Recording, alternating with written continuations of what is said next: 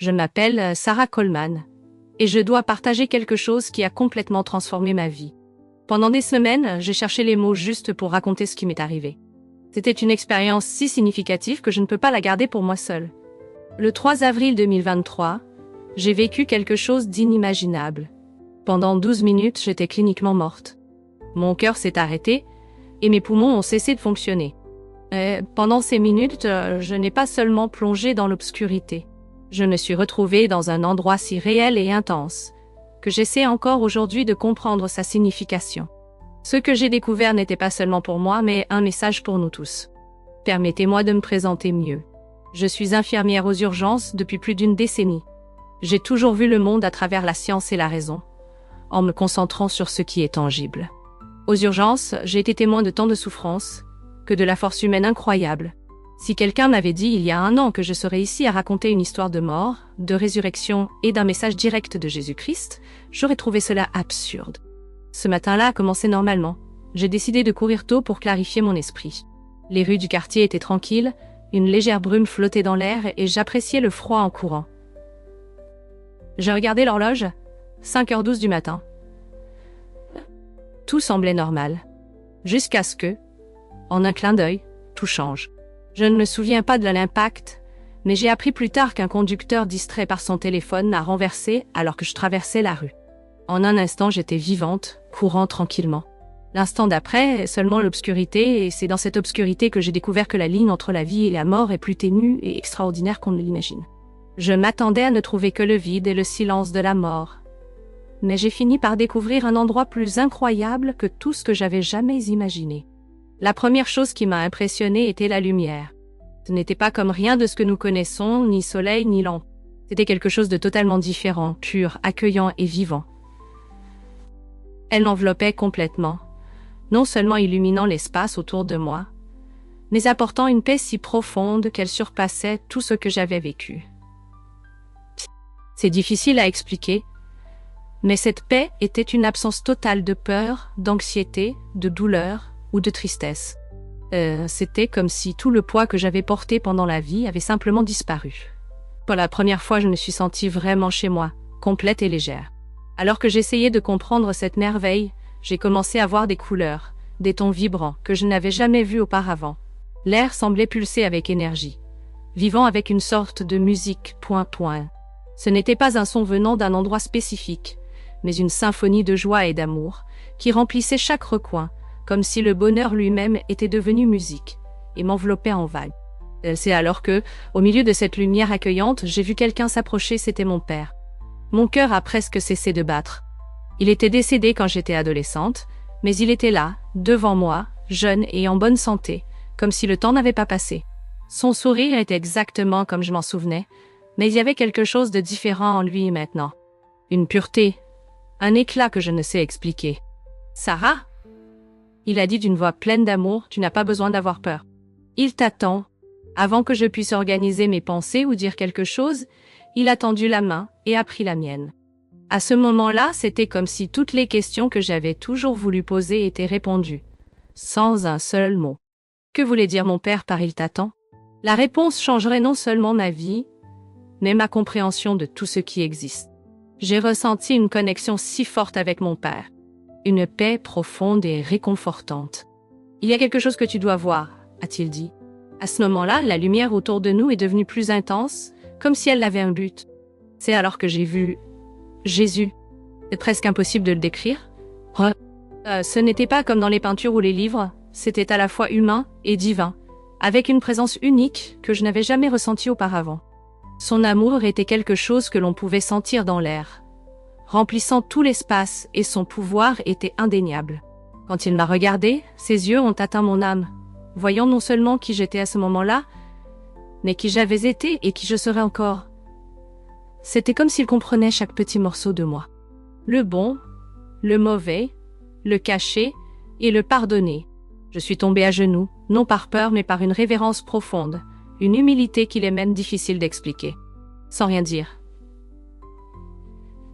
Il a posé la main sur mon épaule. « Sarah » a-t-il dit d'une voix douce mais pleine d'autorité, « il y a quelque chose que tu dois voir, quelque chose que mon peuple doit savoir, avant que je revienne. » Puis il m'a montré 4 visions impressionnantes.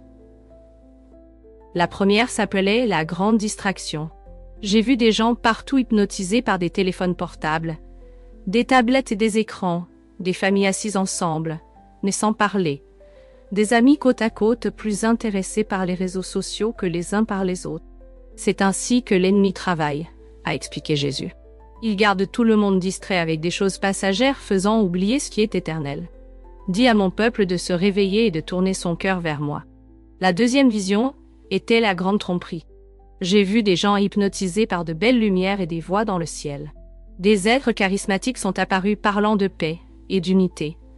Mais leurs paroles mélangeaient vérité et mensonge. Même les fidèles se laissaient emporter par des promesses d'un monde parfait, sans se rendre compte qu'ils étaient trompés. Ceux-ci ne sont pas les miens, a averti Jésus. Ils vont mélanger la vérité avec le mensonge, détournant beaucoup. Dis à mon peuple de rester ferme dans ma parole. C'est le seul fondement qui ne peut être ébranlé. La troisième vision était le grand réveil. Et cela m'a rempli d'espoir. Des vagues de lumière se sont répandues dans le monde, alors que les gens retournaient à Dieu. Les familles s'unissaient dans la prière, les communautés se renouvelaient dans l'adoration, et des miracles se produisaient partout. Mais avec ce réveil est venue la persécution. Les croyants étaient moqués, attaqués et même tués pour leur foi. Mais leur joie restait inébranlable. Mon esprit va se déplacer avec puissance en ces jours, a promis Jésus. Mais le prix de me suivre sera haut. Dites-leur de rester ferme, car la récompense est éternelle. La quatrième et dernière vision était le grand retour. Le ciel s'est ouvert, et il était là. Venant en gloire avec des milliers d'anges, le monde entier s'est arrêté dans la stupeur. Tout genou s'est plié. Toute langue a confessé que Jésus-Christ est le Seigneur. Certains en adoration, d'autres en terreur, mais tous ont reconnu son pouvoir. C'était la chose la plus incroyable que j'ai jamais vue. Et puis, aussi soudainement que cela a commencé, je suis revenue. Vivante, respirant, cœur battant à nouveau. « Sarah, dit-il d'une voix douce mais puissante, le monde est au bord d'une époque sans pareille. Tu as vu un peu de ce qui est à venir, mais souviens-toi, je suis toujours avec toi et avec mon peuple. Mon amour est constant, et mes promesses sont fermes et inébranlables dans les épreuves. Même quand tout semblera chaotique, ceux qui me font confiance auront la paix. Une paix qui dépasse la compréhension. » Il fit une pause et la lumière autour de lui devint plus forte, irradiant chaleur et tranquillité. C'était comme si sa présence éloignait toute peur. « Tu auras des moments de doute, continua-t-il. Mais sache que je t'ai choisi non pas parce que tu es parfaite, mais parce que tu es prête à suivre. Ne te fie pas à ta force, mais à la mienne. Et souviens-toi, ce message n'est pas seulement pour toi. Mon esprit te guidera, te donnant les mots justes au bon moment. Allez. Avant que je puisse penser ou parler, il a posé sa main sur mon cœur. À cet instant, une vague d'amour m'a envahi. Si forte qu'elle m'a fait pleurer. C'était un amour au-delà de tout ce que j'avais connu. Sans limite, sans condition, inébranlable. Dis à mon peuple, dit-il avec tendresse, mais plein de pouvoir, que je vois leurs luttes, leurs peurs et leurs échecs. Je ne suis pas loin de leur douleur. Je suis le Dieu qui guérit, qui restaure, qui rend tout nouveau. Ils ne sont jamais seuls. Je suis toujours avec eux.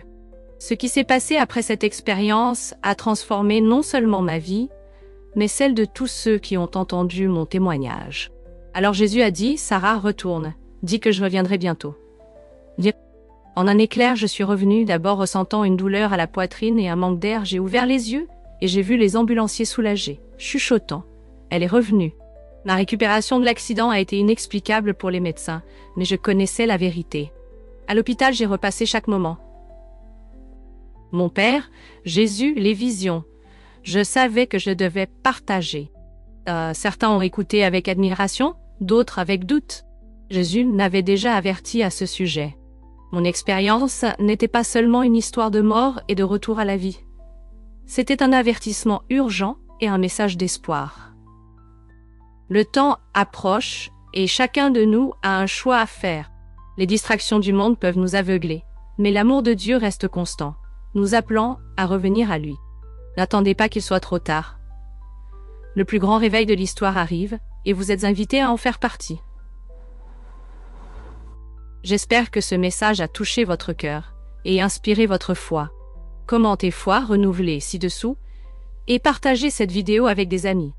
N'oubliez pas de vous abonner pour plus de contenu qui transforme des vies.